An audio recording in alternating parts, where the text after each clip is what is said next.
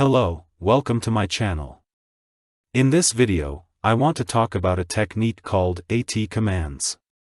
This technique is very useful for user communication with various control boards. AT commands, AT stands for attention, are a set of instructions used to control modems, mobile phones, and other communication devices via a serial interface. They originated with the Hayes command set, developed by Hayes Microcomputer Products, which standardized how modems communicated with computers. Hayes refers to Hayes Microcomputer Products, a company founded in 1977 by Dennis Hayes and Dale Hetherington. The Hayes Smart Modem was the first modem to use the AT command set, which became widely adopted as a standard for modem control. What are AT commands used for? AT commands are particularly useful in embedded systems and microcontroller programming for several reasons. 1. Control and configuration. They allow you to control and configure the behavior of communication devices such as modems or GSM/GPRS modules. This includes tasks like dialing a phone number, sending SMS messages, or establishing a data connection. 2. Simplicity. AT commands provide a straightforward interface for communicating with devices without needing to know the low-level details of the device's hardware or protocols. 3. Standardization. The Hayes command set, and subsequent AT command sets from various manufacturers, became a de facto standard. This means that many devices from different manufacturers can be controlled using similar commands, reducing the learning curve when switching between devices. How are AT commands used? Using AT commands typically involves the following steps. 1. Serial communication setup. First, you need to establish a serial communication link between your microcontroller or embedded system and the device, modem or communication module, using which you want to communicate, e.g., GSM module. 2. Sending AT commands. AT commands are ASCII text commands that are sent from your microcontroller to the device over the serial interface. For example, to check if the modem is ready, you might send the command AT. Receiving responses. After sending an AT command, the device responds with an ASCII text response. Responses usually indicate success, failure, or provide information requested by the command. For instance, the response to AT might be OK.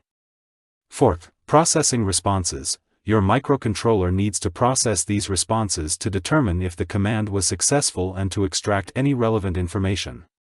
Responses typically include status codes or data requested by the command.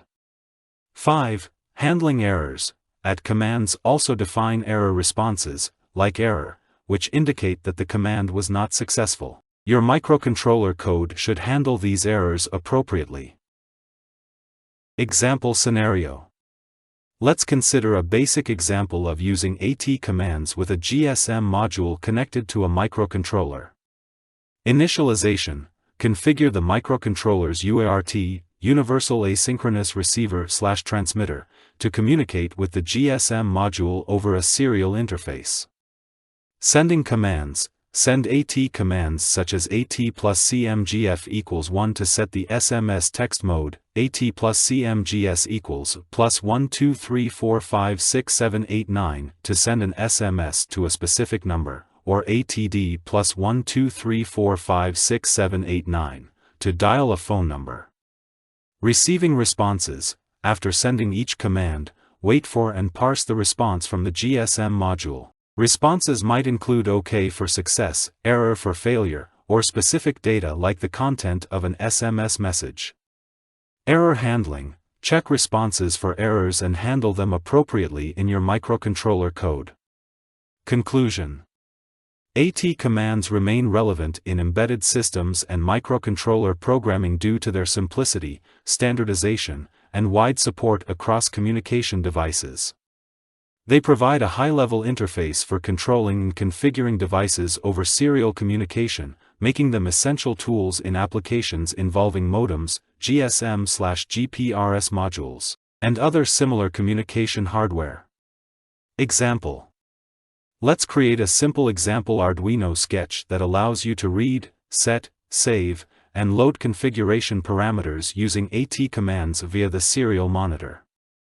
Suppose we have a device with the following configuration parameters: device name, device ID, communication baud rate, a uint16 array of parameters. Commands: AT plus read the current configuration. AT plus set equals a parameter a value set a configuration parameter to a specific value. AT plus save the current configuration to non-volatile memory. AT plus load the configuration from non-volatile memory.